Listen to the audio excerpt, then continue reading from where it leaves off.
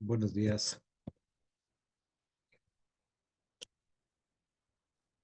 Hola, buenos días. Buenos días. Buenos días, maestro. Buenos días. Buen día. Buenos días a todos. Todavía nos falta Buenos días a todos.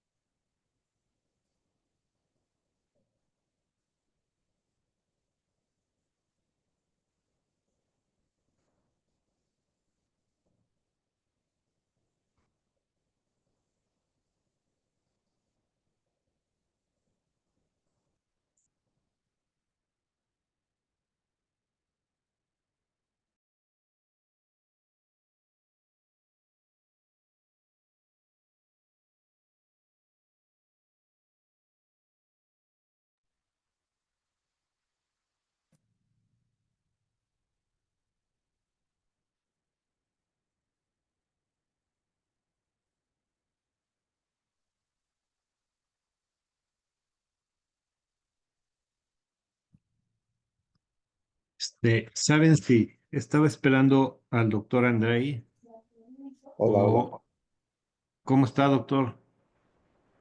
Hola, doctor. Usted nos ¿Cómo dice. está? Bien, bien.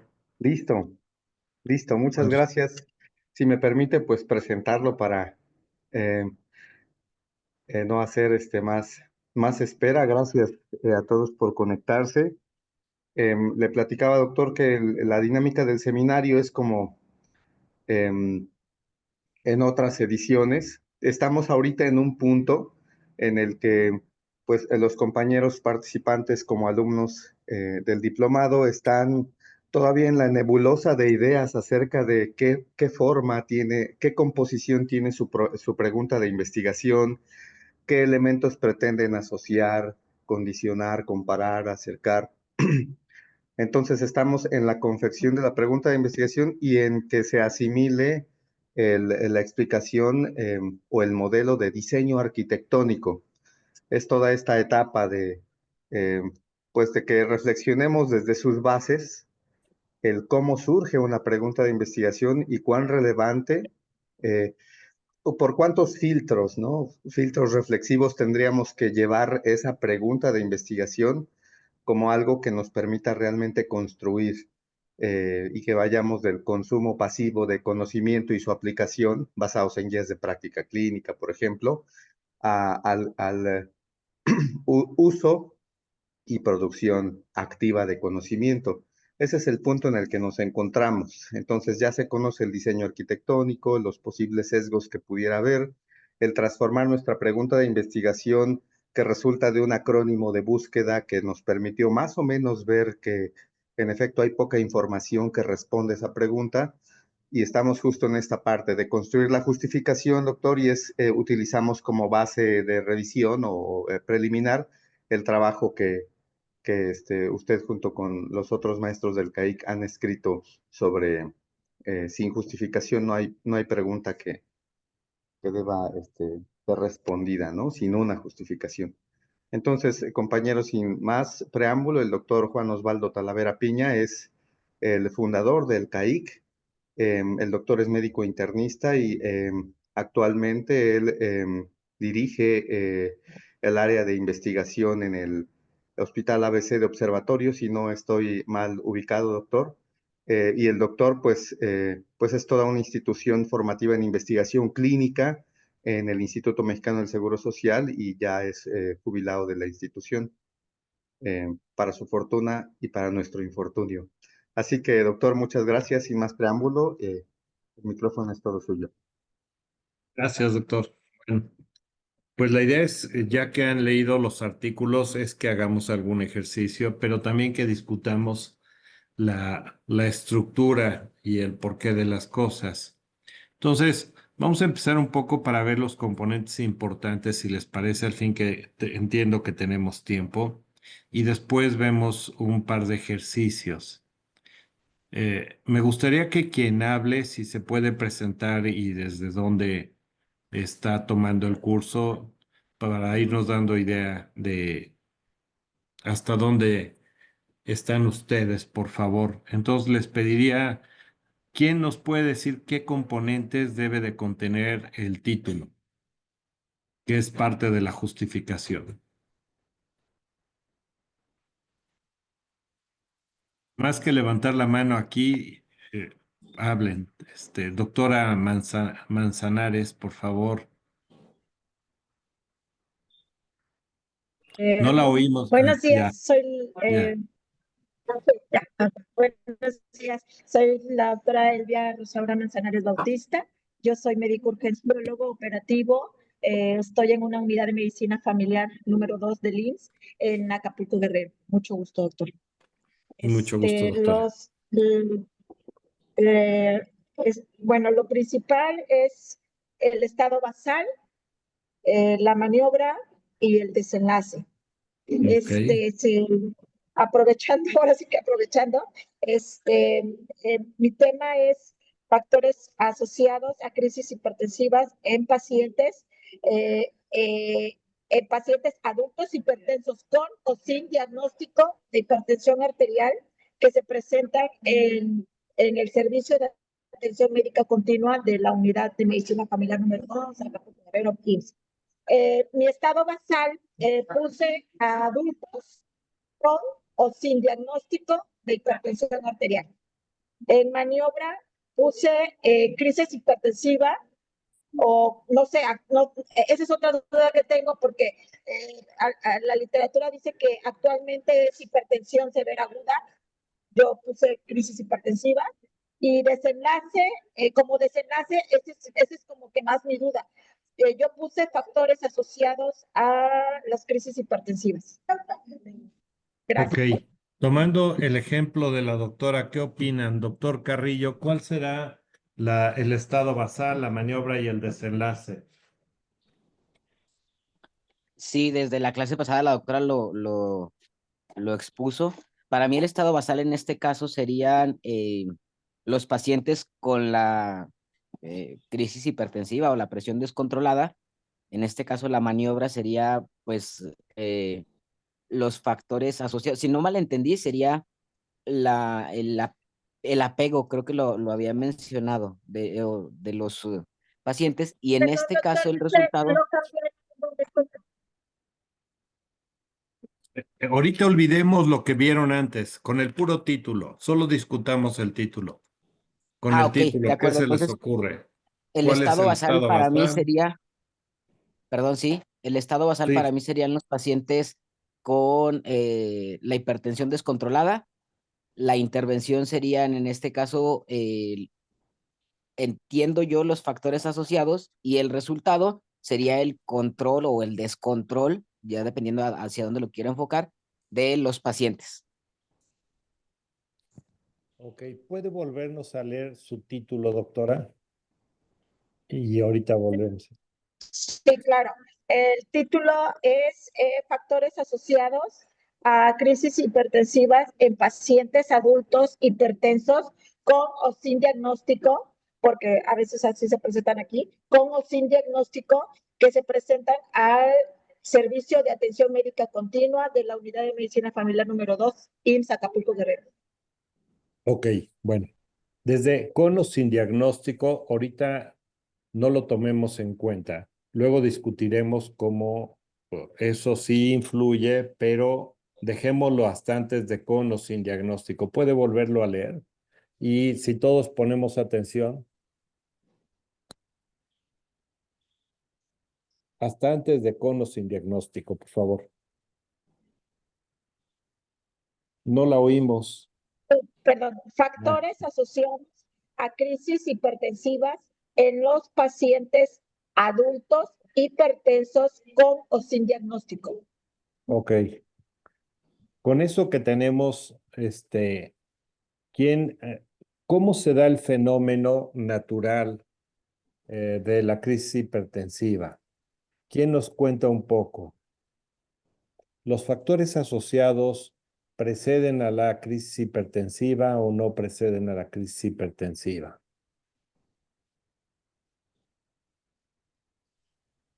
Hablando teóricamente, los factores asociados en este caso no lo precedirían, porque si fueran precedentes, pues en este caso más bien serían factores de riesgo. Si hablamos de factores asociados, son características en este caso de la población que se presentan a la par que incide o que llega la crisis hipertensiva. Bueno, ahorita volvemos a retomar la pregunta, pero regresando a esto, veo que tenemos a veces el manejo de el vocabulario de asociación como si fuera algo específico y hablar de factores de riesgo y pronóstico como si fueran cosas muy específicas. Es importante también platicar un poco de eso. La estadística, toda la que hagan, lo que establece es una asociación. Si existe o no asociación. Cuando hablamos de investigación, solamente buscamos dos cosas. Una es hablar de causalidad y cuando hablamos de causalidad es que le queremos echar la culpa a algo de una modificación de una condición inicial, generando un desenlace. Pero la causalidad la observamos cuando hablamos igual de factores de riesgo o agente etiológico que cuando hablamos de un tratamiento. Si yo hablo de factores de riesgo es muy claro, porque estamos acostumbrados a pensarlo con esa referencia. Pero si alguien tiene un dolor de cabeza y se demuestra que sirve el fármaco, se lo doy y se le quita, la causa de que se le quite el dolor es el fármaco. Entonces también estoy haciendo un estudio de causalidad cuando yo estoy hablando de tratamiento. Si de repente alguien tiene dolor precordial, yo puedo pensar si el tipo de dolor, si la magnitud del dolor es la causa de su muerte. Y claro que no, sí hay quien se puede morir por la intensidad del dolor, pero es probable que no sea la causa, pero sí es un proxy indicador de la región que se infartó, de la magnitud del infarto. Entonces la causa está ahí y el dolor se convierte en un proxy indicador de la causa de que el paciente al final muera. Pero seguimos hablando de causalidad. Entonces, si hablamos de factores de riesgo, de factores pronóstico, de tratamiento, estamos hablando de causalidad. El otro apartado que hacemos en investigación tiene que ver básicamente con establecer una condición en un momento determinado. Y eso lo conocemos más frecuentemente en el apartado de diagnóstico, pero entra dentro de un apartado más grande que se conocen como estudios de proceso, porque no solamente es el diagnóstico que conocemos en un paciente. Si vemos un diagnóstico de nuestro hospital, es un estudio de proceso.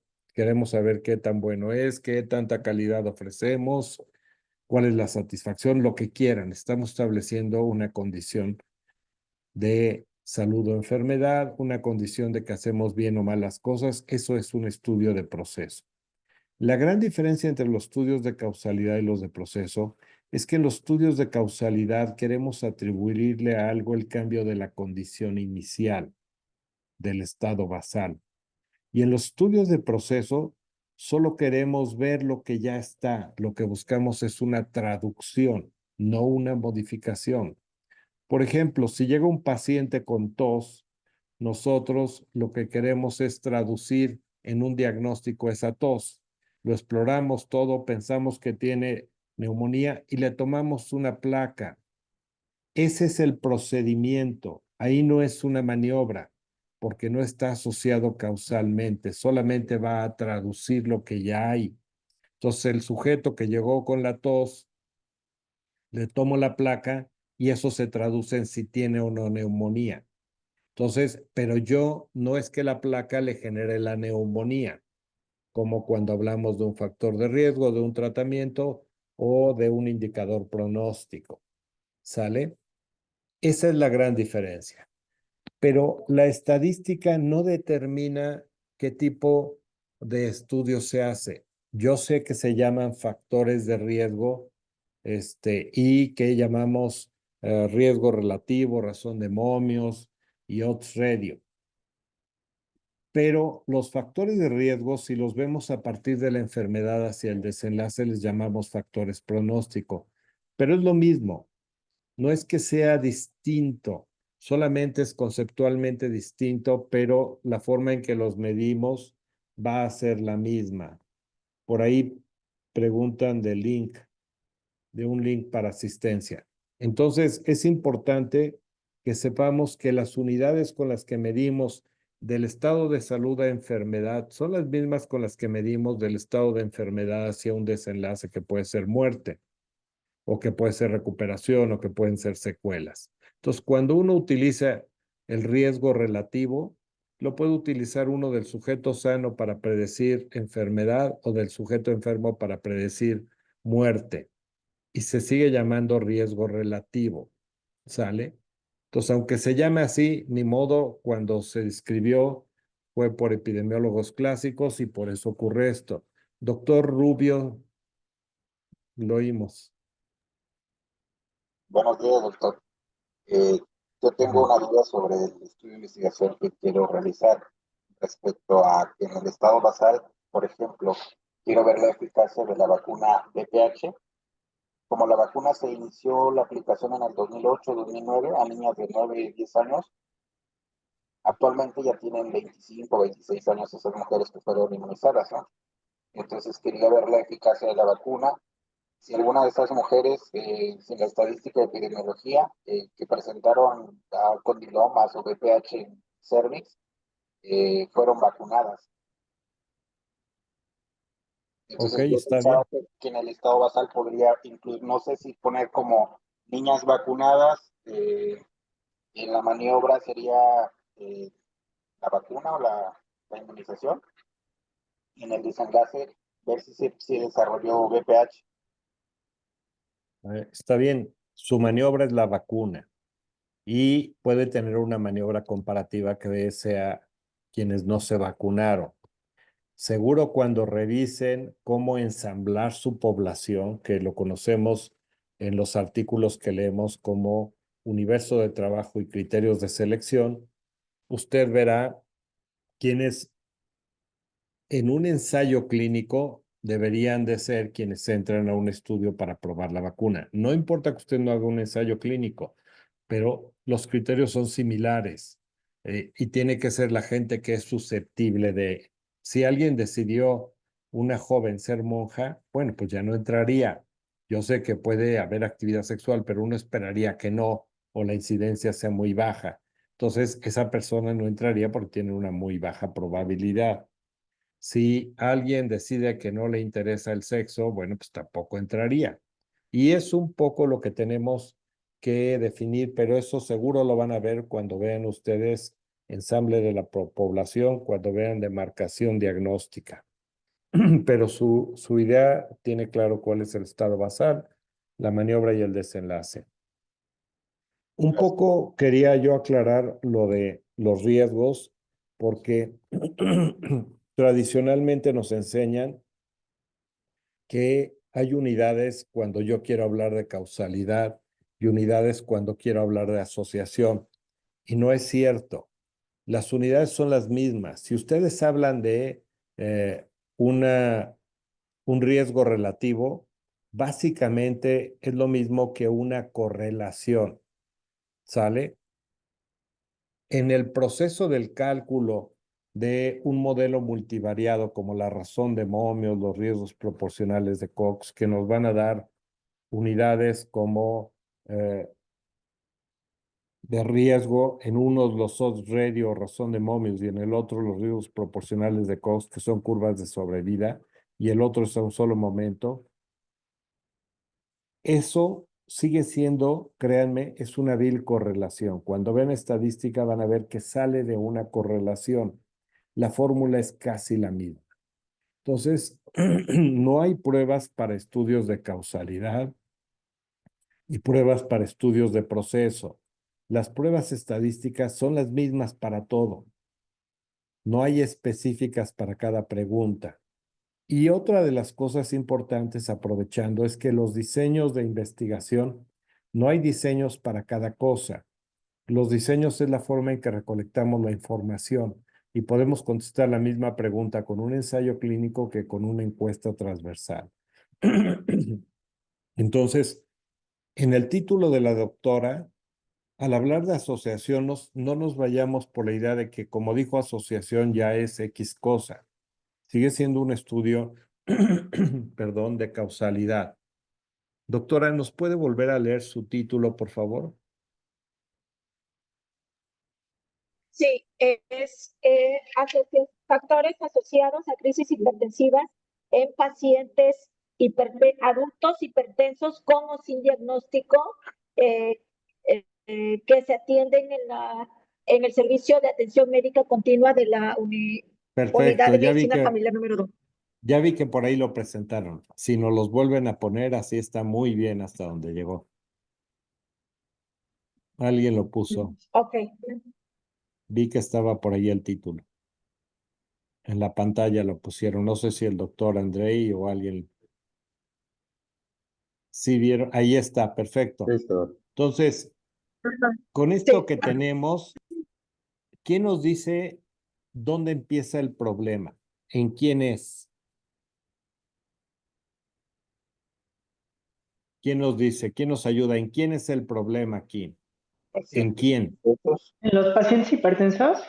Exacto, pacientes hipertensos. Entonces, ¿en quién es el problema? Se refiere al estado basal. Si recuerdan en el artículo de justificación, ¿en quién es el estado basal? ¿Qué es lo que buscamos que ocurra? ¿Qué es lo que Factores de riesgo. buscamos? Las crisis La hipertensivas. crisis hipertensiva. Las crisis hipertensivas. Eso es lo que buscamos que ocurra.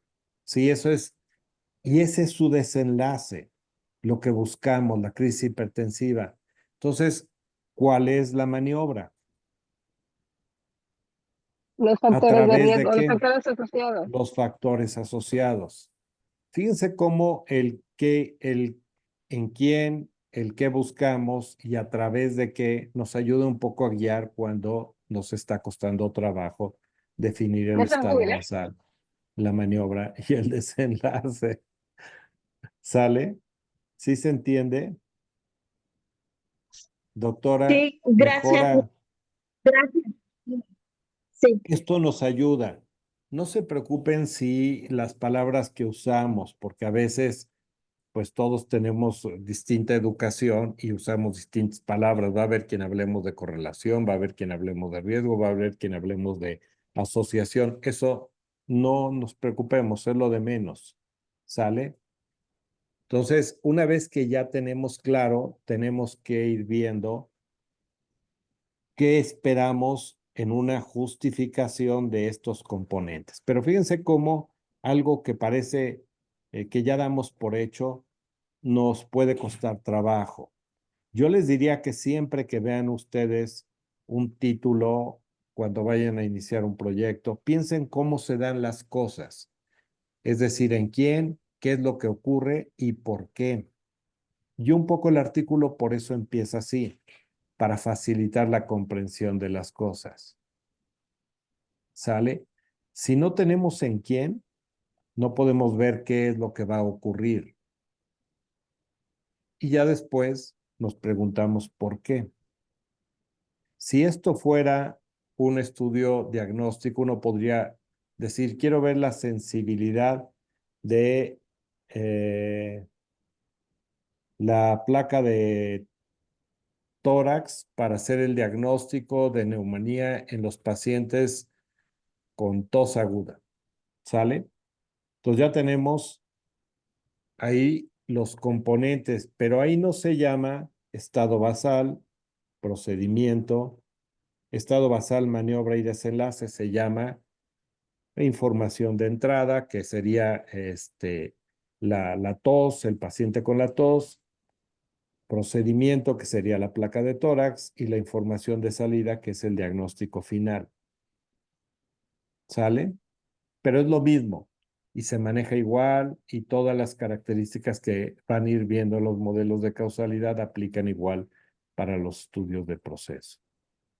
Entonces, regresando al proyecto de la doctora, perdón quien nos está ayudando a escribir, pero ahora sí va a valer la pena regresar a la pregunta de la doctora.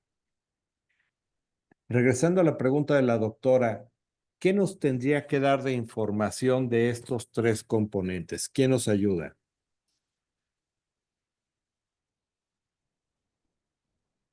¿Quién por ahí? Si quieren hablar, porque si levantan la mano y no se marca aquí, no los voy a ver, son un buen número, pero si alguien empieza hablando, todos lo escuchamos y luego quien quiera puede continuar. Pero ¿quién nos Bueno, ayuda? ¿Qué debemos? primero lo que debe hacer es delimitar a los pacientes hipertensos, ¿no? Si hay, qué edad va a tomar, si va a tomar en cuenta el tiempo viviendo con hipertensión, si son solamente, bueno, ahí dice que son con y sin diagnóstico, o sea, qué características va a tener cada uno de los grupos, ¿sí? De ellos, eso sería lo primero, ¿no? Tratar de delimitar las características de la población que se va a estudiar, hablando de el quién. Ok, nada más que eso, sí, lo que usted dice es cierto, pero eso viene un poquito más adelante porque ya viene cuando empezamos a hablar de los pacientes y decimos vamos a estudiar pacientes y en la metodología, y ahí ya viene de la clínica número tal del IMSS en Acapulco, Guerrero, y ahí ya viene que sean sujetos mayores, que se les haya diagnosticado o no hipertensión, que sí todo lo que quieran poner, pero que sean hipertensos, ¿sale? Y ya va a tener que definir cada una de las características, igual hay que definir el desenlace e igual hay que definir los factores que van a estudiar, pero ya es de metodología. Pensemos en la justificación. Antes, todavía no nos metemos a ese detalle fino. ¿Qué tenemos que saber que luego nos va a servir para ver si es factible el estudio? ¿Qué Sería tendríamos? Sí, ver doctora. cómo se define hipertensión y cuál es la prevalencia en su sede, ¿no? De pacientes hipertensos. O sea, qué tanto Ahí está. El primero es la prevalencia, ¿sí? Ya después vamos a ver las definiciones en la metodología. Generalmente en la justificación no vienen las definiciones, esas vienen en la metodología. Pero en la justificación sí tendría que venir, como ya mencionó la doctora, cuál es la prevalencia o la incidencia, dependiendo de lo que nos interese, de pacientes hipertensos. ¿Cuál será la prevalencia de pacientes hipertensos en una clínica, vamos a ponerlo de medicina familiar del IMSS, que es lo que más acerca a la población? Por si nos vamos a terceros niveles, ahí es distinto. Entonces, ¿cuál será la prevalencia en una clínica de medicina familiar de hipertensión arterial? ¿Qué nos dicen? ¿Qué dice la literatura en la población general? ¿Cuál es la prevalencia de hipertensos en la población mexicana? En adultos. Bueno, yo creo que ahí lo que obviamente es alta, sobre todo porque siendo un primer nivel, pues es el primer contacto, ¿no? Es de lo más frecuente en las unidades de medicina familiar, desconozco cuánto, pero yo creo que ahí más bien tendría primero que ella conocer a su población dentro de la unidad de medicina familiar, porque quizá es una zona, no sé, por ejemplo, en donde casi no haya adultos mayores o sea, gente muy sana, no sé, ¿no? Quizá tenga la buena o mala suerte de que justamente la población que quiere estudiar no tiene el factor que ella quiere estudiar por alguna razón. Entonces yo creo que sí es importante saber pues la prevalencia general, pero también de la población que ella atiende. No sé si eso sea lo correcto. Sí, sí, sí. Cuando ustedes hagan la metodología van a decir si son en mayores de 70 años, mayores de 50, mayores de 18. Ustedes dirán, y tienen que tener una idea en esa población de cuál es la prevalencia. En Esa, México, en el estudio del 2023, tenemos una prevalencia de 29.9% en los adultos. sale, gracias, doctor. 29%. Ahí está. Que si después se vuelve más fino y nos dicen en sujetos diabéticos mayores de 70 años, está bien, ya luego lo veremos, pero aquí la doctora no dijo que fueran diabéticos, no nos dio una edad, y entonces, como el doctor dice, en adultos en general es 29%. Ahora, tenemos que saber, además de la prevalencia del estado basal, ¿qué le pedimos al desenlace?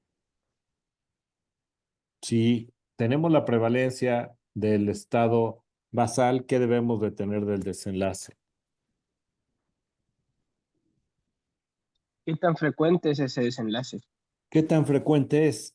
A veces le llamamos ocurrencia porque no sabemos si es nuevo o si ya lo traía. Es decir, no sabemos si es algo prevalente o incidente y le llamamos ocurrencia y es correcto. Entonces, ¿cuál es la ocurrencia? Pero en este caso, como son agudos, sí podríamos pensar que es incidencia, pero le podemos dejar ocurrencia y no pasa nada. ¿Sale? ¿Cuál será la incidencia de crisis hipertensivas? En la misma documentación que habla sobre una prevalencia de 29%, refiere que las crisis están en el 2% de esta población. En el 2% de los sujetos hipertensos. Sale 2%. Entonces, la incidencia de crisis hipertensivas, 2% de los hipertensos adultos. Entonces, ya lo tenemos. Ya sabemos cuál es ese desenlace.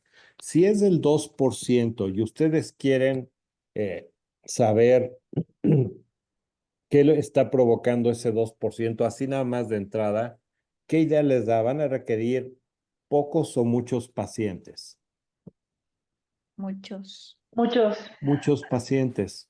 Cuando el Muchísimos. fenómeno que vamos a estudiar está alrededor de la mitad, sabemos que cada vez que estudiamos 10 va a haber 5 que sí lo tienen y 5 que no. Pero cuando el fenómeno es poco frecuente, entonces si estudiamos 10 probablemente no va a encontrar ningún hipertenso. Si estudia 50 probablemente tenga 1 o 2 hipertensos. ¿Sale? Entonces ya de entrada sabemos que va a tener que estudiar mucho. Este es un problema tan frecuente que si es el 29%, bueno, pues no va a tener problemas aun cuando el desenlace tiene una incidencia tan baja. ¿Sale? Ya veremos ahora a qué factores de riesgo se refiere. Entonces, ya tenemos la prevalencia del estado basal, ya tenemos la incidencia del desenlace. ¿Qué le pediríamos a la maniobra en cifras, en números? ¿Qué nos gustaría saber? ¿Qué se les ocurre? Por ejemplo, si son pacientes, yo creo que aquí entra el de si eran pacientes con cuánto tiempo de diagnósticos, así ya se conocían, si no, si tomaban algún medicamento, si eran apegados al medicamento, cuánto tiempo llevan del medicamento, quizá alguna comorbilidad, no sé si entra esto del, como de los factores pronósticos, o sea, la edad, cosas que modifiquen quizá el comportamiento de que se presenten con crisis o no, o de que esa crisis sea peor, ¿no? Bueno, Entonces, tenemos que conocer los factores, sin duda alguna. Y en números, ¿qué tenemos que saber de esos factores? Dos componentes, ¿cuáles se les ocurren? Por ejemplo, pongamos si fumaba o no, como un ejemplo, pero van a ser muchos los factores. Pero ¿qué tendríamos que saber de esos factores? Su frecuencia, ¿cuál es el Su que más se ha frecuencia. presentado? ¿Cuál es la frecuencia de ese componente para empezar? Si es correcto. tabaquismo, ¿cuál será la frecuencia con que un adulto puede ser distinto si ya sabe que es hipertenso o que no, pero en general pensemos un adulto que tenga tabaquismo. En la actualidad, ¿cuál será la prevalencia?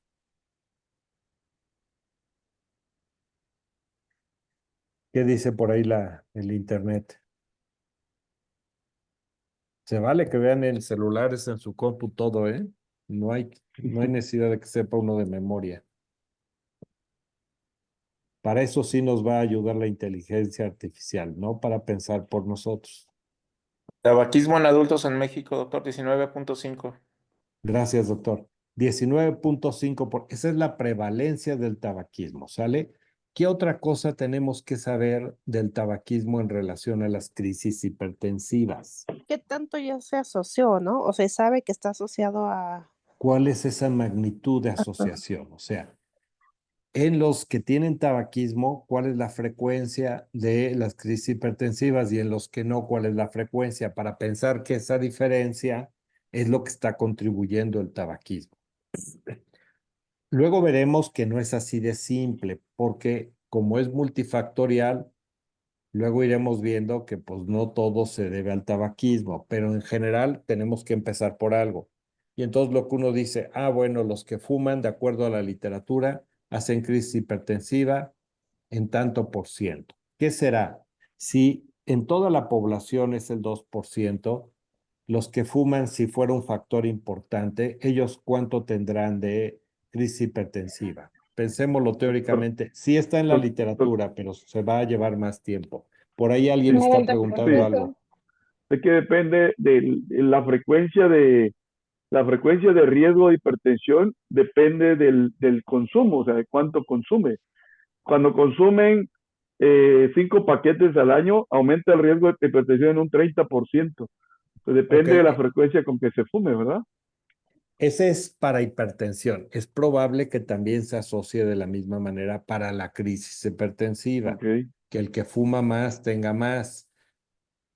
Eso nos llevaría un poco más de tiempo porque ya empieza a haber varias variables que van a participar para definir cuál es la incidencia de crisis hipertensiva en pacientes hipertensos que fuman. Pero si en la población general es de 2 y asumimos que el que fuma es más, ¿cuánto será? ¿Cuánto más? ¿Qué se les ocurre?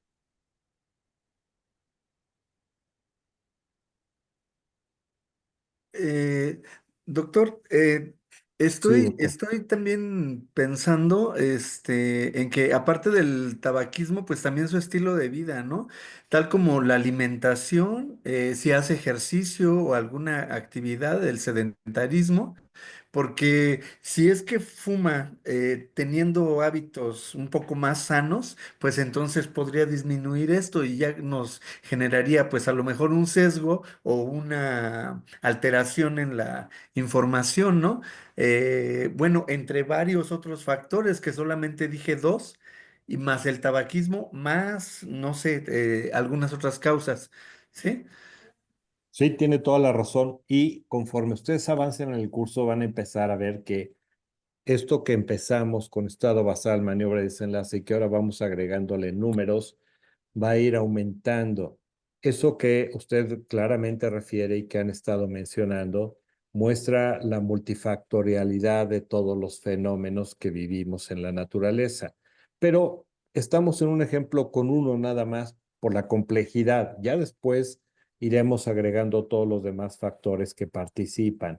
Pero tiene razón, por eso yo decía que una forma muy burda es que buscar uno en la literatura los hipertensos que fuman, qué tantas crisis hipertensivas sufren, los hipertensos que no fuman, qué tantas crisis hipertensivas sufren, y la diferencia entre esos dos nos daría lo que conocemos como la fracción atribuible. ¿Cuánto provoca la maniobra de ese desenlace? Por supuesto que no es así de fácil, porque hay una gran cantidad de factores que contribuyen, no es solamente ese, y es probable que el que fuma pues sea el que lleva vida sedentaria y entonces una parte se debe a la vida sedentaria y otra al tabaquismo. Y no lo vamos a saber hasta que hagamos análisis multivariados, ¿sale? Pero haciendo este ejercicio, ¿qué se imaginan ustedes? ¿Cuántos sufrirán el desenlace? Si la población general tiene un 2% y un factor importante es el tabaquismo para generar esa crisis hipertensiva, ¿qué será mayor o menor del 2%?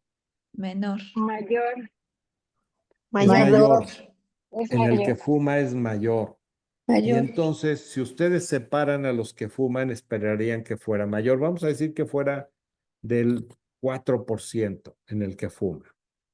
Y en el que no fuma será mayor o menor que ese 2%. Menor. Menor. Entonces, es muy probable que el que no fuma sea del 1%, por ejemplo, o 1.5, por ahí más o menos, ¿sale? Entonces, podríamos tener esa Doctor, diferencia de 4 a 1 y diríamos que es del 3%. Sí, doctor. sí, y la variable en ese aspecto del cambio del riesgo, si fuma o no fuma, también podría ser afectado, es pregunta para la persona que lo está planteando, podría ser afectado por el hecho de tener diagnóstico y no, con y sin diagnóstico. Entonces también es otro que viene en el título, precisamente de una manera importante, con una variable que a considerar si fuma o no fuma también tiene que ver con que sepas o no sepas, ¿no? Sí, pero todo eso influye, pero es importante y qué bueno que tomó lo del título. Cuando ustedes en el título ponen algo y ya le están dando preponderancia a eso que pone. Cuando la doctora dice con o sin diagnóstico, nos hace pensar que una de las variables que más le interesa es si el saber que tiene hipertensión el paciente influye en que tenga una crisis hipertensiva o no. Y muy probablemente se explica porque no está tomando ningún fármaco, no está controlado. No es porque saben el diagnóstico, porque si no lo saben, porque no va a haber diferencia con el que sí lo sabe si no se cuidan y no toma fármaco y lleva una vida igual que el que no lo sabe. ¿Sale? Entonces, solo por saber no va a disminuir la incidencia de la crisis hipertensiva. Son otros factores. Pero yo lo quitaría del título, al menos que la doctora quiera enfatizar el impacto que tiene el conocer que se es hipertenso contra el que no. Pero déjenme les cuento una historia para que vean qué es lo que ocurre. Sí, ¿qué es lo que ocurrió? ¿Cómo es que de repente el IMSS, de tener 15% de pacientes diabéticos controlados, brincó a casi un 65%? ¿Alguien se le ocurre por qué ocurrió eso? Que de repente ya Porque éramos hicimos más extraordinariamente detecciones. buenos. Ajá. ¿Y qué pasó con Porque lo de la hicimos detección? tamizaje. ¿Sí? Yo ¿Y creo qué que porque pasó hicimos con más la... tamizaje. Ok, hicimos más detección. ¿Y qué ocurrió? Solo por detectarlos ya se controlaron.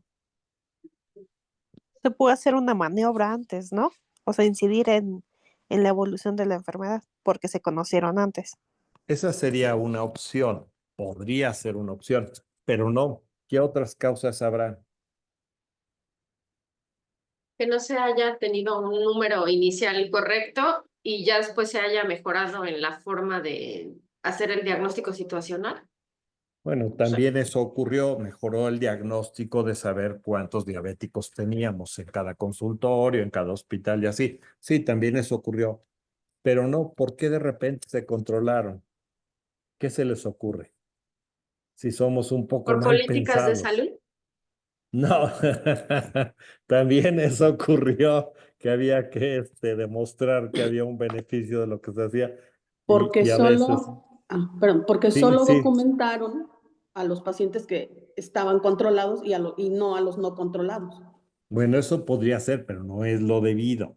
Pero Imaginemos que pensando mal, documentaron a todos. Sí, lo que ocurre, si recuerdan, los que tengan mi edad, si es que hay gente cerca de mi edad y si no, a lo mejor lo oyeron o lo vieron. Antes hacíamos el diagnóstico de diabetes mellitus cuando el paciente tenía sintomatología o cuando se descompensaba de manera aguda y utilizábamos un punto de corte de 140. Lo que ocurre cuando empiezan todo esto de diabetims y todos los screening, tienen un punto diagnóstico por debajo del punto de control metabólico. Entonces, lo que ocurre es que empieza uno a diagnosticar pacientes asintomáticos, pero que al hacer el diagnóstico sin sintomatología y con un punto de corte de control más arriba, pues estaban controlados. Decían que conocíamos casi a la mitad de nuestra población. Es probable que sí. En la mitad que conocíamos, alrededor del 15% estaban controlados. Yo vi una encuesta en bruto y les puedo decir que el control de diabéticos a nivel nacional en aquella época, que debió de haber sido alrededor de los 2000, andaba como en el 3%. Pero cuando se publicó el artículo apareció con el 15%. Entonces, esa es una cosa.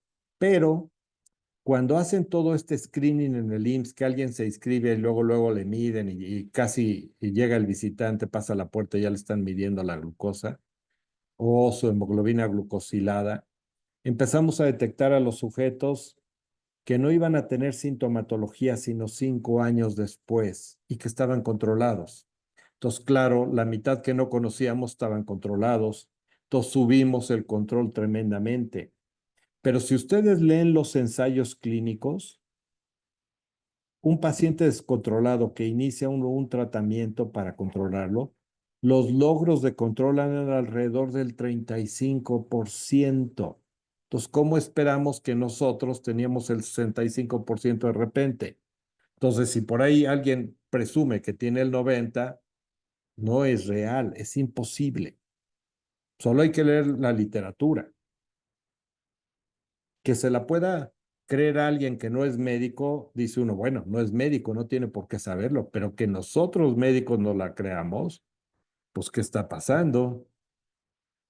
Ahí sí nos están engañando, solo se están reportando los controlados, y esto ocurre en todo el mundo, ¿sale? No crean que es propio de nosotros, es de todo el mundo. Entonces, es importante tener esto claro. Cuando nos dicen que hemos atrasado 5 años el daño a órgano blanco en el diabético, ¿qué es lo que hicimos en realidad? Diagnósticos oportunos. Si un diagnóstico oportuno atrasara la aparición, qué bueno sería, pero no. Yo les apuesto a que no hemos modificado lo que es la historia natural de la diabetes mellitus en cuanto a daño a órgano blanco. No es Se que lo están haya contando pacientes. modificado. No, ¿Mande? no es que porque se hayan diagnosticado antes no tengan la retinopatía. Solo que al ser diagnosticados antes, a los 5 años, no van a tener retinopatía porque no ha alcanzado la evolución para tener esas lesiones. Entonces anticipamos el diagnóstico, no retrasamos el daño a órgano blanco, sino que adelantamos el diagnóstico. Y entonces ahora van a tener 5 años antes el paciente conocimiento de su enfermedad, pero de todos modos no vamos a modificar nada. Antes lo íbamos a diagnosticar en el 2000 y en el 2005 iba a tener daño. ¿Sale? Supongamos que se hizo todo este proceso en aquella época, bueno, entonces se detectó, vamos a suponer, ya anticipadamente en 1995, porque se hacían nuevas pruebas, pero de todos modos en el 2005 va a tener daño. Y parece que retrasamos 5 años, pero no retrasamos nada, solo adelantamos el diagnóstico. Y eso está medio cruel. Mejor, si no vamos a cambiar la historia natural, dejemos que la gente viva feliz sin saber qué tiene. Porque de todos modos no estamos cambiando la historia natural de la diabetes mellitus, ¿sale? Pero bueno, ya esos son otros dilemas que hay que pensar si vale la pena o no. Si regresamos al ejemplo, podemos ver el pizarrón, que no sé quién estaba proyectando. Entonces ya tenemos nosotros los distintos factores. La prevalencia del estado basal, ya tenemos la incidencia del desenlace y ya tenemos el porcentaje. Quedamos que era entre 4 contra 1%. Tenemos una diferencia del 3%. Ya con estos datos, si se fijan, si tuviéramos así todos los factores, si supiéramos cómo influyen, que eso se debe de hacer desde la justificación, si se fijan, ya tenemos una respuesta bastante cercana a lo que esperamos que ocurra durante el proceso de ejecución del proyecto de investigación. Es decir, desde la justificación yo tengo que dar una respuesta teórica a lo que espero encontrar durante la investigación. No se hace la investigación para ir a ver qué ocurre. No hay estudios piloto. Yo quiero que a cualquiera de nosotros nos digan, a ver, ¿le quieres entrar a un estudio piloto para ver si esto sirve? Pues no. Uno entra porque se presume que sirve, no para ver si sirve. Cuando uno entra a un ensayo clínico ya se sabe qué va a ocurrir. Siempre. Nada más se va a corroborar, pero ya se tiene todas las estimaciones muy cercanas a lo que va a ocurrir. Y ya cuando vean tamaño de muestra verán cómo es que esto ocurre. Entonces, sí es importante tener esta información desde su justificación y ya ustedes decidirán si vale la pena el estudio y qué tantos pacientes tienen que seguir. Si hay una diferencia del 3%, requieren alrededor de unos 800 pacientes, más o menos. Pero la verdad, y ya lo verán cuando vean estadística, después de unos 350, los modelos multivariados se vuelven muy estables y les permite ver las variables más importantes, entre 3 y 5 variables. Y la realidad es que nuestro cerebro, cuando quiere estimar algo, maneja eso, alrededor de 3 a 5 variables. Tampoco es que uno se sepa todas las variables, o va uno haciendo agregaciones y dice, bueno, variables a favor y en contra, y uno va agregando y dice, pues mientras más tenga en contra, pues la probabilidad es mayor, mientras menos, pues la probabilidad es menor. Y así trabaja nuestro cerebro. Hasta aquí, ¿tienen dudas? ¿Qué piensan?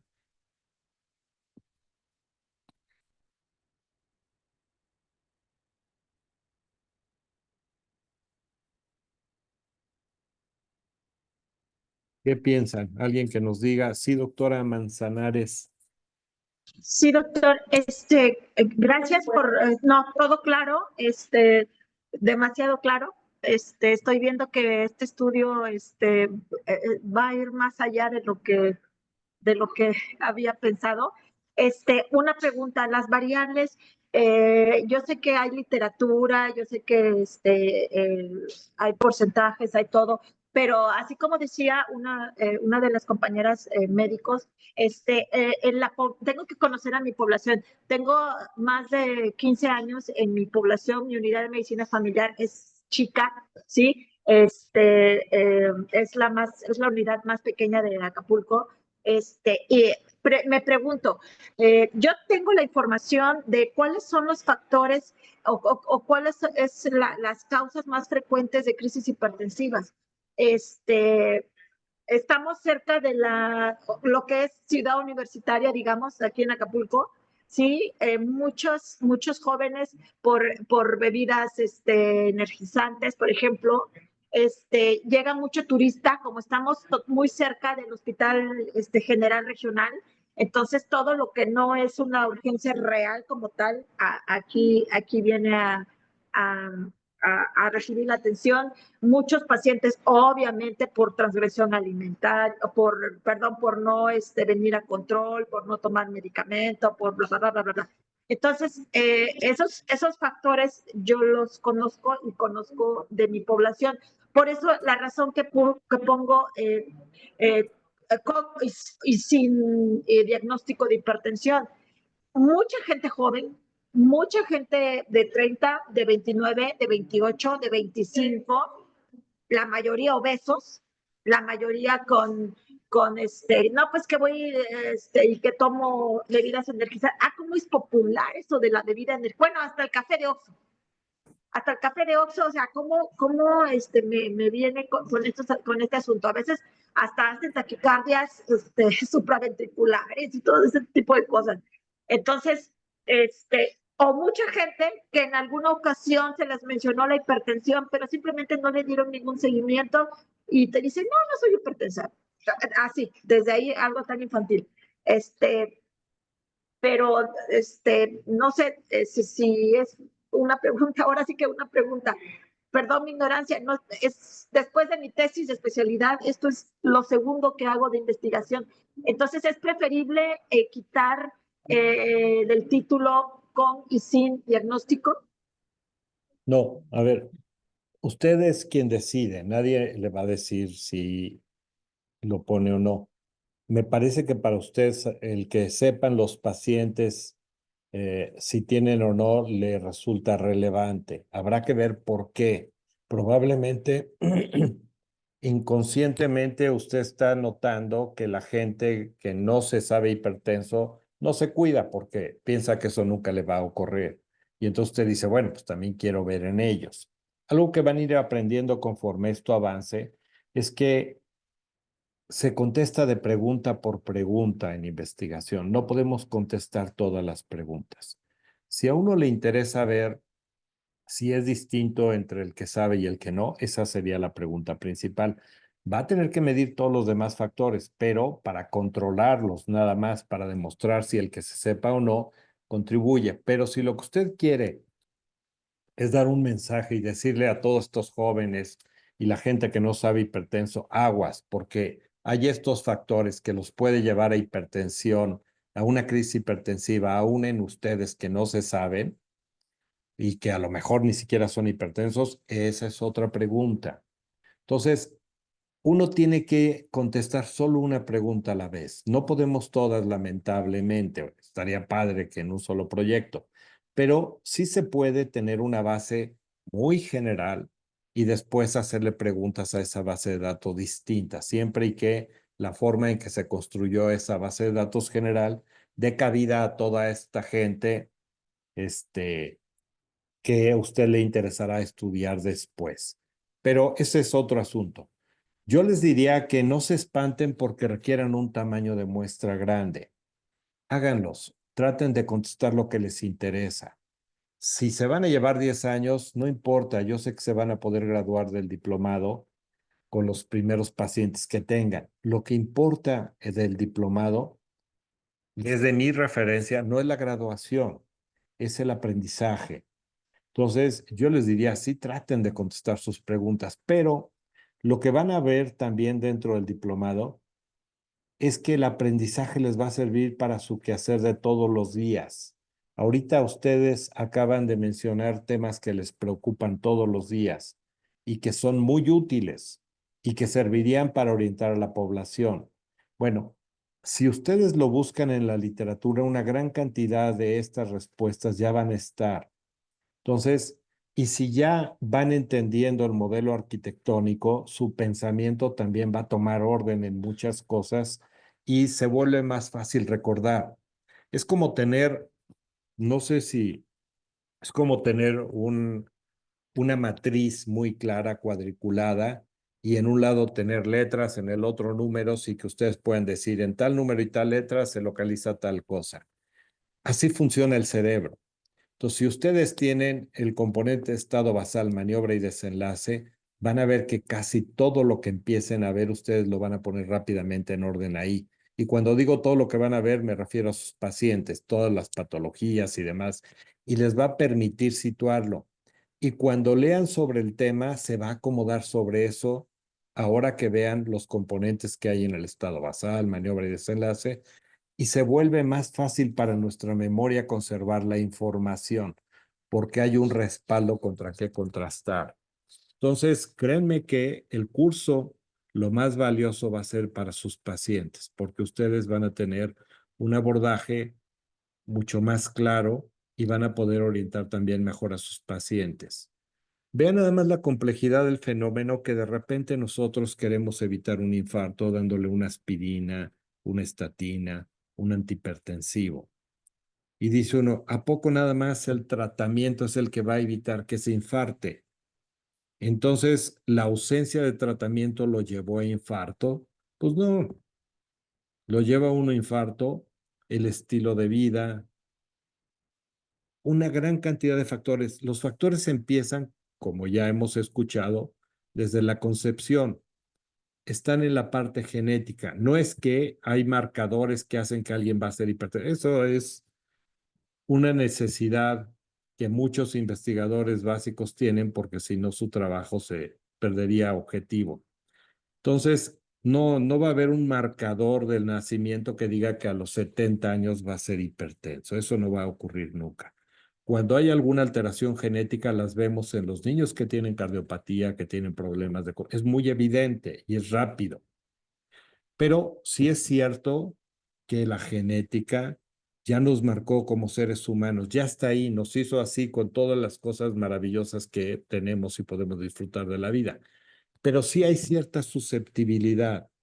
Si venimos de familias pobres, nuestro organismo aprendió a guardar toda la energía posible.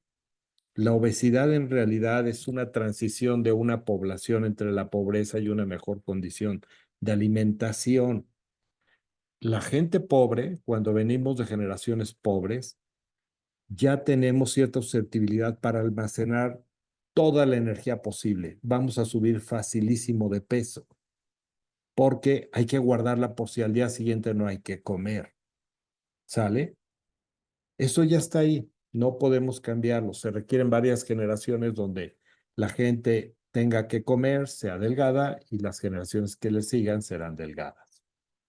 Excepcionalmente se rompen este tipo de reglas. Se ha visto en los animales y también ocurre en el ser humano. Entonces, no podemos esperar que solo por decirle a la gente que come mal, que viene de familias que han tenido problemas de pobreza y carencias alimenticias, que solo haciendo ejercicio o comiendo bien va a ser delgado. Tristemente no va a ocurrir. Entonces hay que tener los factores desde nacimiento y luego vienen los ambientales. No va a ser lo mismo para estar delgado o obeso si desde la infancia comemos un exceso de calorías o no. Si ahorita tenemos dos gentes con obesidad a los 50 años, pero una tiene la obesidad desde la adolescencia, es distinta a quien tiene la obesidad adquirida durante la pandemia. El de la pandemia puede bajarlo más fácil. El de la adolescencia no, le va a costar mucho trabajo y probablemente no ocurra. ¿Sale? Entonces tenemos, además de la genética, todo lo ambiental que va ocurriendo a través de nuestra vida hasta el momento actual. Después vienen nuestros hábitos, que si hacemos ejercicio o no, si tenemos vida sedentaria, lo que quieran, pero también impacta nuestras propias decisiones. Y al final, el fármaco tiene la posibilidad de contribuir así de pequeño. Entonces, no porque le demos una aspirina, un antihipertensivo, un antiagregante, que por ahí se promocionó alguna vez como una polipíldora, vamos a evitar que alguien se infarte. El sujeto que se va a infartar, se va a infartar. No vamos a podérselo evitar. La única forma que no se infarte es que se quede en su casa sentadito y no se mueva. Que vea la tele y procurar que no suba más de peso. Y es la única forma, porque cuando se mueva, se va a infartar. No porque tenga una aspirina, lo vamos a evitar. Ya después discutirán si es cierto que la aspirina sirve para algo más allá de para el dolor de cabeza. ¿Sale? Para alguna como analgésico. Igual que las estatinas. Nadie ha demostrado que las grasas provocan enfermedad cardiovascular. Sin embargo, usamos las estatinas como si fueran dulces. Pero no está demostrado. Si ven en Framingham, ya lo verán, la asociación es de 1 en 1000. 1 en 1000 y aceptamos el azar en el 5%. Esa es la P. La P de 0.05 equivale a un azar del 5%. Es decir, ¿cómo atribuimos que las estatinas generen infarto cuando la relación es 1 a 1000 y aceptamos el azar en el 5%? ¿Sale? Son de las incongruencias que tenemos. No sé si se ha entendido un poco por qué tenemos que hacer este ejercicio en la justificación y por qué tenemos que tener desde el estado basal, maniobra y desenlace que vemos en el título hasta todos estos datos en la justificación para después poder construir la parte metodológica. Pero esta es una forma que también nos ayuda a ordenar nuestro pensamiento para cuando vemos a nuestro paciente. No todo tiene tal cosa y le doy tal tratamiento. Frecuentemente lo único que hacemos es acompañar al paciente en su enfermedad. No tenemos opción. No sé si conocen al doctor Rivas, si ya lo conocieron, pero el doctor Rivas me bromea porque dice que yo como internista solo acompaño a los pacientes en su deterioro progresivo hasta que mueren. Y sí, él es pediatra, y yo le digo que él acompaña a los niños en lo que crecen, y lo único que le dice cada mes a las mamás es, señora, su hijo sigue creciendo. Bueno, qué bueno, mientras tenga que comer, todo va a estar bien. ¿Sale? Lo malo es cuando no tienen que comer, y entonces, pues, lo que había que decirle más que, señora, su hijo no está creciendo, hay que ver que tengan que comer más que otra cosa. Pero Leche bueno, materna, doctor, leche materna. Con la leche materna mire, ya ahí sé. anda el doctor Rivas, sí anda ahí. Sí, con la leche materna, doctor, pero sí, sí, sí. Pero Y mejor que los vean, internistas que le va a decir, usted va a fallecer en 5 4, años, 3, 2. 4. Sí. Pues sí, pero cuando menos ya vivió uno. ¿Sale? ¿Alguna duda? ¿Algún comentario? Bueno, pues ha sido un placer. Sé que van empezando. Disfrútenlo y váyanlo aplicando todos los días con sus pacientes. No es solo para quien quiera hacer investigación. El doctor Galindo levantó la mano. Esto es para todos los días. Si entendiéramos, iríamos menos a ciegas. La medicina basada en la evidencia lo convertimos en un dogma. La medicina basada en la evidencia solo dice que A es mejor que B. ¿Qué voy a hacer? Yo tengo que considerar todo lo que hay alrededor del paciente. Lamentablemente, quien no entiende esto ha promocionado que sigamos como un dogma, que si A le ganó a B, entonces le demos A. Pero es tan irracional como pensar que un fármaco que tiene un éxito del 65% y le ganó a otro que tiene un éxito del 60%, hay que usar ya el de 65% cuando cuesta $1,000,000 y el que tiene un éxito de 60 cuesta 10 pesos porque ya hay genérico. Es absurdo. Además, el de 10 pesos ya lo conocemos a largo plazo de eventos adversos.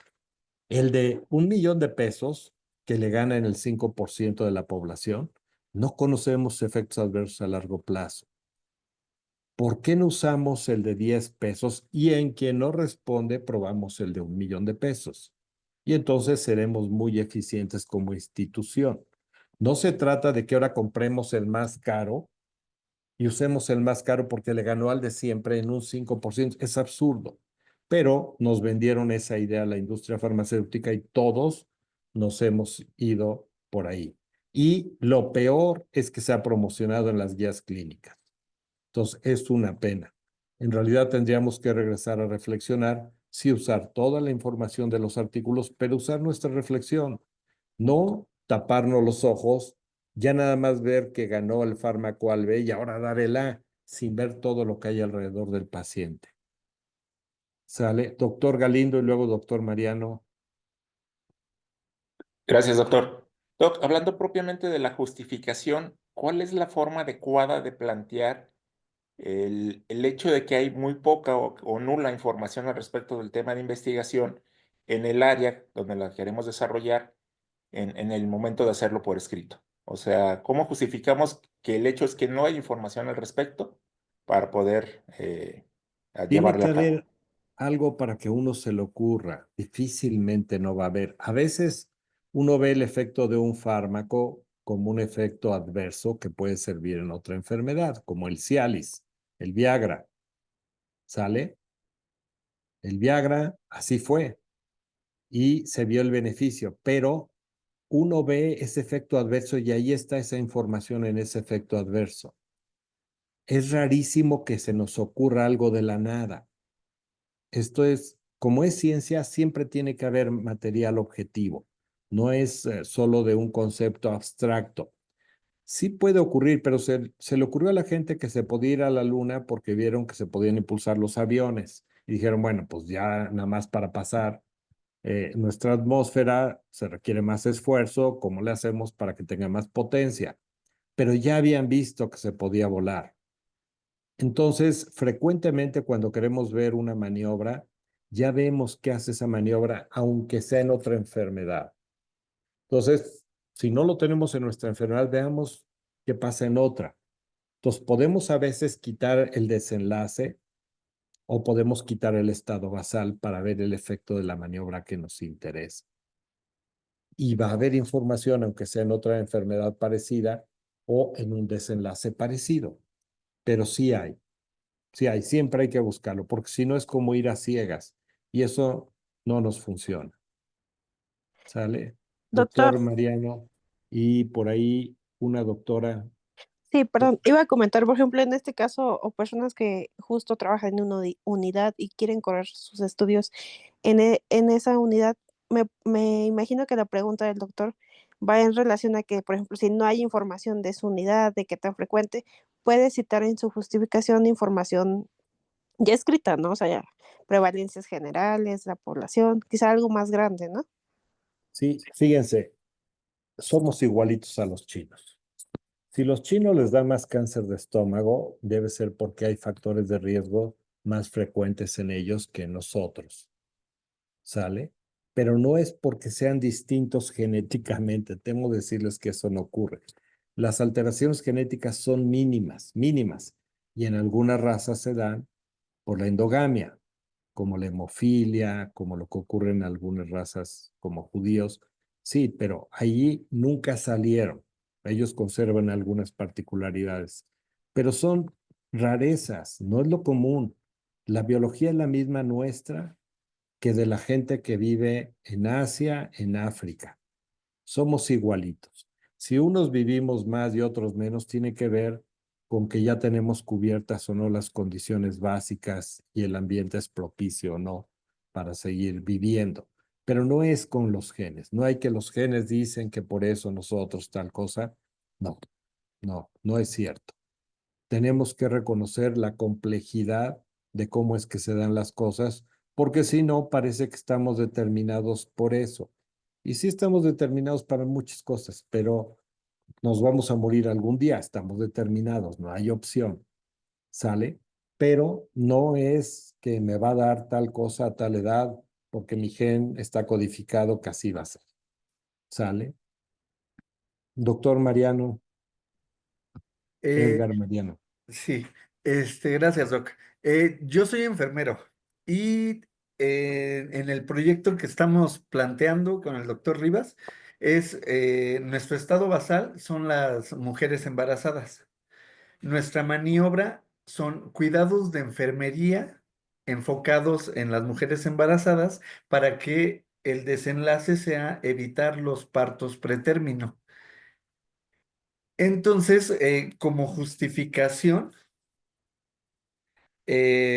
propuse proponer medidas y cuidados de enfermería a pacientes embarazadas que presenten algún riesgo de presentar parto pretérmino.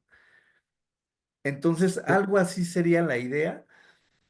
Está bien, pero usted tiene que empezar eh, poniendo claramente quienes tienen riesgo, ese es su estado basal, su desenlace es el parto pretérmino y la maniobra será todo lo que usted decida hacer para evitar ese parto pretérmino. Está muy bien, pero sí tiene que dar los valores de cada cosa. Tiene que decir los factores de riesgo, quiénes los tienen, cuántos van a tener parto pretérmino y cómo espera que las maniobras disminuyan esa probabilidad.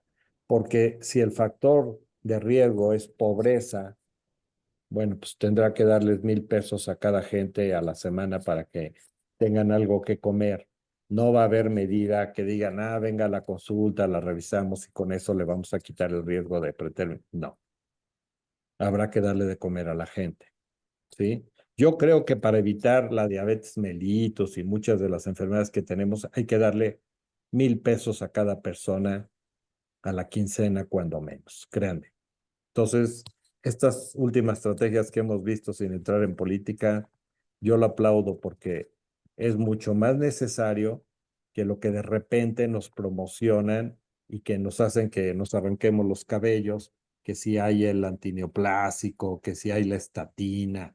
Oigan, primero hay que ver que la gente tenga que comer, porque de ahí vienen una gran cantidad de los problemas, ¿sale? Bueno, pues yo les agradezco. Fue un placer.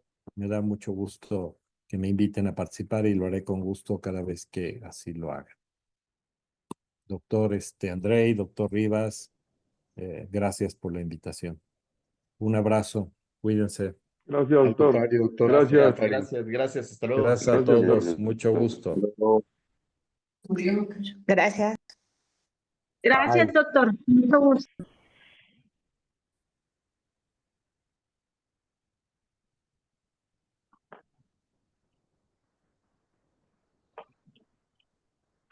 Muy bien, ya salió el doctor, ¿verdad?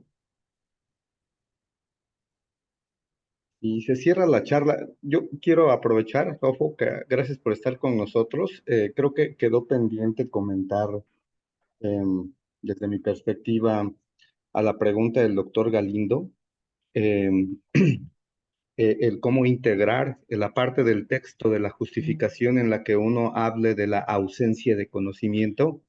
Y creo que sí, esta respuesta que le da el doctor en cuanto a que el camino o la ruta por la que buscamos con nuestros acrónimos nos deja ver el primer hueco del conocimiento, ¿no? Pero que es a veces buscando en campos cercanos, que no son la misma condición patológica, pero sí campos de aplicación de un recurso terapéutico o una prueba diagnóstica en otro escenario clínico, nos podrían ayudar a terminar de delimitar ese hueco en el conocimiento, justo para que lo que uno escriba sea convincente para quien lee nuestro trabajo.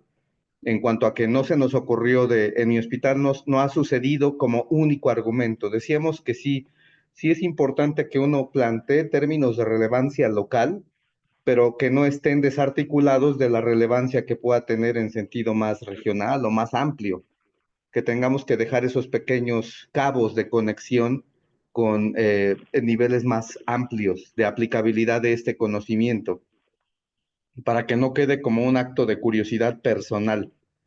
Entonces, la recomendación aquí es que sí, hagamos referencia de que en nuestro acrónimo buscamos la información disponible por medios electrónicos, el Web of Science, el PubMed, EBSCO, cualquier otro de los buscadores, y poner cuál fue nuestra estrategia de búsqueda para que incluso sea un ejercicio de reproducibilidad que quien se interese por nuestro trabajo pueda hacer. Ya sabemos que esto tiene una vigencia relativamente breve, ¿no? Lo que hacemos de búsqueda hoy en un mes puede ser incompleto. Entonces, también es parte de nuestro compromiso como investigadores el estar actualizando nuestras búsquedas de manera recurrente si sabemos que es un campo de construcción continua de conocimiento. Hay otros campos que se mueven de manera más parsimónica, ¿no? Más lenta. Entonces, bueno, cada uno sabe con qué frecuencia se mueve el río de conocimiento en donde está queriendo pescar algo. Entonces, esto, doctores, como en complemento, espero que les sea útil para qué elementos incorporar a esa parte textual de la justificación que alude a la ausencia de conocimiento relacionada con nuestra pregunta. Y en efecto, no hay que perder de vista que no solo lo que a priori nos parece el hueco es el hueco real, sino que hay que buscar en escenarios clínicos paralelos, aunque no sea el del mismo estado basal que nos interesa, sino otros puntos de aplicación de esa maniobra, otros enfoques de estudio del desenlace de nuestro interés. Es abrir un poco el marco de búsqueda. Ojo.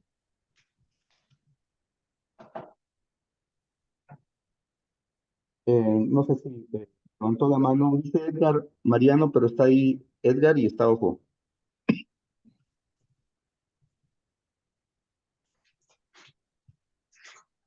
Hola, hola. ¿Estás escribiendo? Pero, Sí, creo que ya me escuchas ahí. listo. Escuchamos, listo. Mira, fíjate que este diplomado es un diplomado al cual le llamamos de autogestión, ¿no? Y en autogestión quiere decir que la mayor parte de los conocimientos los tenemos que buscar por nosotros mismos porque tenemos una sola clase a la semana. Entonces, esto es de adultos. Entonces, nosotros como adultos, a la hora de hacer la justificación, como lo dijo Juan hace ratito, tenemos que convencernos a nosotros mismos de que lo que queremos hacer va a tener una aplicabilidad y va a ser un avance en la ciencia. Por eso me parece muy interesante oír al doctor Talavera, porque muchas veces, pues sí encontramos el hueco de la literatura diciendo nadie ha estudiado el pacto protérmico desde el punto de vista de enfermería. Nadie. No, hay 2 publicaciones. Sin embargo, aquí lo que habría que pensar es qué es lo que yo voy a aportar, ¿no? ¿Cuál va a ser el aporte final? Y entonces, en esta creación del acrónimo SARA que pone el doctor en la publicación, en lo que publicó en la revista de la Gaceta de México, si bien tenemos que acoplar un montón de sustento científico, tenemos que buscar la parte relevante. ¿Cuál es la relevancia? ¿Cuál es la aplicabilidad que se puede ver? Y si bien se tiene que escribir en el protocolo, lo más importante no es escribirlo en el protocolo, sino lo más importante sería convencernos a nosotros mismos de que la inversión que vamos a hacer en el tiempo es importante. ¿Qué es lo que quiero decir? Lo que quiero decir es que muchas veces nosotros mismos nos doramos la píldora de que esto va a ayudar a la mejoría, pero no sabemos cómo demostrarlo. Entonces, yo creo que esto es, primero, un acto de conciencia personal, un auto de autoconciencia, en donde nosotros buscamos que esta pregunta de investigación verdaderamente va a ayudar en algo a los sujetos, ¿no? Nosotros decíamos, que el equipo de enfermería se va a unir al manejo de las mujeres embarazadas, quizás de alto riesgo, y qué es lo que va a aportar, qué es lo que voy a hacer extra a todo lo demás. Entonces, sí creo que esta es una clase, Andrei, yo creo que más bien filosófica, ¿no? O sea, no nada más técnica, sino sí muy filosófica de qué es lo que se tiene que hacer, ¿no? Y por eso me gustan mucho estas clases del doctor Talavera. Sí, yo creo que justamente le decía, siempre nos ayuda a sacudirnos de la preconcepción de incluso la estructura que alcanzamos a construir con nuestro diseño arquitectónico. Bueno, pues es darle unas palmaditas de factibilidad, un golpe de realidad a esto que estamos construyendo. Y está bien, porque si lo hacemos en estas etapas tempranas, pues nos lleva a un planteamiento sólido, útil. Y justo a propósito de esto, la continuidad, como pueden ver, esta primera parte del programa nos lleva a estos campos, a estos planos de reflexión. No estamos todavía hablando, algunos dicen, ¿y cuándo vamos a hablar del tipo de variables, ¿no? ¿Y cuándo vamos a hablar de cómo se hace una cohorte y qué partecitas tiene y los criterios de inclusión? Porque es lo clásico, incluso en cualquier obra sobre diseño de proyectos, es como que ya quiero la carnita matemática. Si no hacemos este recorrido reflexivo, filosófico, racional del por qué plantear preguntas de investigación que tengan relevancia o cuya respuesta tenga relevancia, eh, pues terminamos siendo como un otro de los cientos de canales que existen para promover el pensamiento crítico, el pensamiento investigativo. Así que las siguientes semanas hablaremos de los aspectos éticos del proyecto. ¿Qué hace ético a tu proyecto? No hay proyecto que sea científicamente válido si no es ético per se. Y bueno, los instrumentos que le permiten al investigador mostrar no solo que es ético y válido científicamente y socialmente, sino que además tiene este respeto por el participante que al final es tanto la fuente de la pregunta como el depositario final de la respuesta utilitaria. Entonces, en este campo estamos todavía para que quien llega a sentir la cosquilla de la necesidad matemática sea paciente. Creo que es el camino que es parte de la propuesta. Qué bueno Listo. que lo mencionaste, porque hay 2 libros.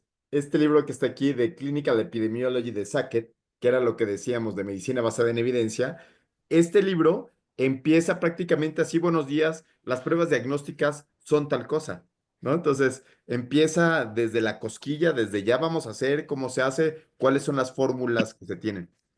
Y el otro libro, que es el Clinical Epidemiology del doctor Feinstein, empieza con un sustento filosófico de cómo se hace la investigación clínica, dónde nos lleva, después cuál es el estado basal, maniobra y desenlace, y jamás habla de diseños hasta que ya está uno adentro y ya sabe qué es lo que quiere. Entonces lo que les queremos decir es que este diplomado son dos filosofías que están encontradas. Uno, nada más, buenos días, ustedes son robots, son una inteligencia artificial y van a hacer proyectos de investigación así.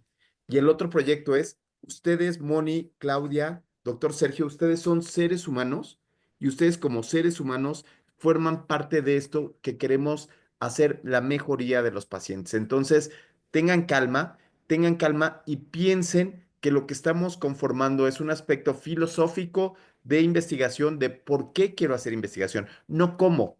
El cómo después lo vamos a hacer, el cómo va es muy fácil, el cómo hasta ChatGPT lo hace, pero el qué, eso es lo más importante, la reflexión del qué estoy haciendo con mi paciente, eso es lo más importante y bueno, pues la verdad es que muchas gracias de que todavía se queden aquí 84 colegas, ¿no? Gracias, Naib, gracias, Ángeles, porque ahí vamos despacio, pero creo que va funcionando. Seguimos comunicados por el chat. Pasen buen día. Gracias, Gracias. doctores. Gracias. Bye, bye. Gracias. Muchas gracias. Hasta luego. Buen día. Gracias. Hasta luego, Raquel, Ángeles, Gracias a todos. Sergio. Gracias.